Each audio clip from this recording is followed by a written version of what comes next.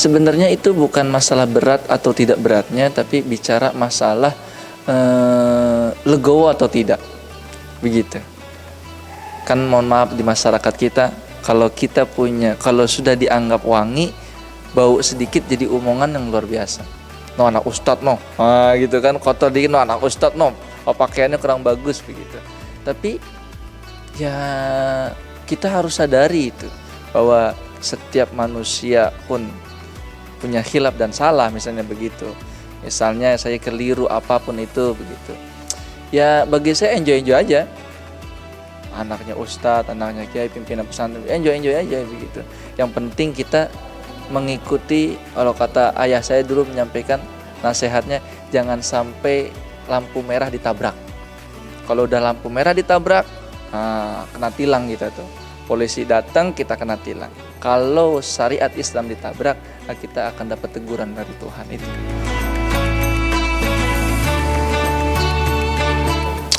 Justru itu malah sebuah caranya sendiri, modelnya sendiri. Setiap likulli syai'in muddatun tanqadi wa likulli syai'in asarun yuktabu. Dalam sebuah maqalah Arab seperti itu, setiap sesuatu ada zamannya, setiap sesuatu ada masanya. Ya kan?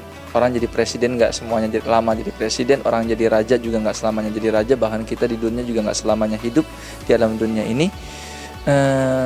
Dulu orang berdakwah melalui podium, sekarang orang berdakwah melalui cara apapun itu. Melalui musik bisa berdakwah, melalui mengajar bisa berdakwah. Bahkan sekarang memang zamannya digital, ya itulah cara kita untuk berdakwah. Itu lebih pas, lebih kena, lebih mudah. Karena kalau kita berdakwah melalui podium, hanya yang datang saja. Tapi kalau kita berdakwah melalui media, semua orang pasti punya media. Semua orang pasti punya HP. Semua orang pasti punya sosmed. Dengan kita berdakwah melalui itu, mungkin gampang untuk diresap melalui mereka.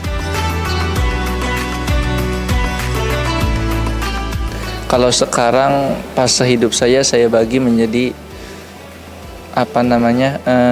fokus dalam dunia pendidikan dulu, dalam mengurusi dan mengayomi santri-santri dulu, karena bagi saya setelah kehilangan sosok seorang pemimpin yang luar biasa bagi santri-santrinya, mungkin mereka banyak kehilangan. Karena yang kehilangan beliau mungkin kami keluarga besarnya, santri-santrinya, para majelis asatidz Pondok Pesantren Mumtaz Ibadur Rahman juga, para alumni-alumni dan jamaah-jamaahnya.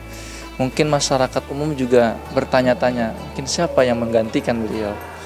Santri juga bertanya-tanya, siapa yang akan meneruskan perjuangannya beliau? Ini yang saya berusaha untuk menjawab dulu. Dan jawaban itu mungkin 1 tahun, 2 tahun, 3 tahun, sampai betul-betul terjawab. Mereka sudah percaya, santri-santri sudah betul-betul nyaman, wali-wali santri juga betul-betul percaya menitipkan anaknya begitu. Mungkin setelah itu bisa kembali ke dunia entertainment atau sebagaimana seperti itu.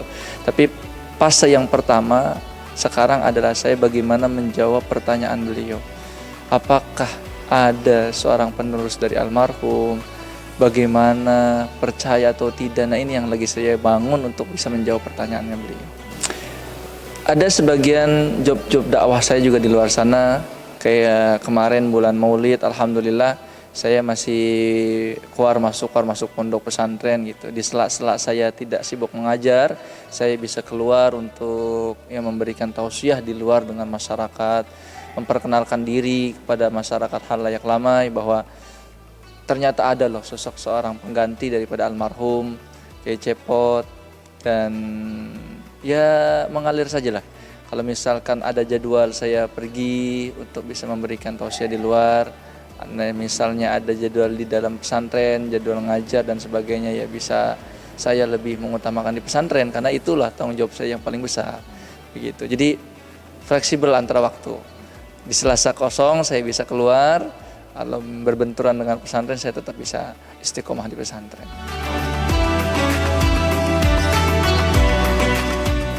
Alhamdulillah, nggak hanya di dalam daerah kita juga Jabodetabek, bahkan ada bulan lalu saya ke Palembang mengisi maulid di sana gitu. Lalu harusnya kemarin saya memberikan tausiah di Lampung ketika itu, tapi saya belum penuhi undangannya karena pas lagi posisi di pondok pesantren pemulangan santri, jadinya tidak ideal ketika mereka santri pulang saya tidak ada gitu. Mungkin ketika itu wali santri pengen ketemu dengan saya, memberikan aspirasinya, curhat dan sebagainya tentang pondok pesantren ini, ya saya harus standby di pondok pesantren. Akhirnya saya tidak penuhi undangan mereka. Kalau keluh kesah ya mungkin sama lah, karena saya dulu waktu SD saja sudah diajak oleh ayah saya dulu, ikut saya berangkat keluar kota, Palembang, Makassar, Jambi, sampai ke Bali dulu saya pernah berduet dengan beliau almarhum, apalagi dulu pas banget anget-angetnya keluar dari dai dulu itu.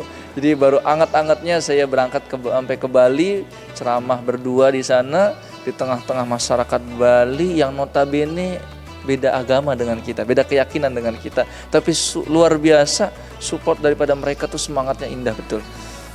Guyup, kompak di tengah-tengah derasnya hujan, tidak ada satupun yang angkat kaki dari sana, luar biasa.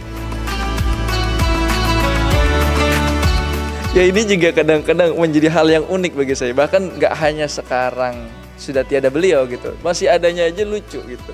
Ketika saya berdua misalnya berdampingan ceramah bareng sama ayah saya, ketika saya disuruh duluan, Faiz duluan gitu kan. Ketika saya sampaikan, banyak masyarakat yang bertanya heran-heran, oh ini siapa gitu kan. Oh siapa ini? Ternyata ketika saya jelaskan di atas podium gitu, saya adalah anaknya Kiai Cepot begini. Lu mereka masyarakat pada heran-heran loh, kok beda potongan kan begitu. Ini iya ya begitu, luar biasa. Kadang-kadang bahkan kadang-kadang saya berangkat misalnya dakwah sama beliau di daerah-daerah gitu, masuk misalnya diterima sama panitia itu, saya kadang-kadang tidak diacuhkan lah begitu, diacuhkan.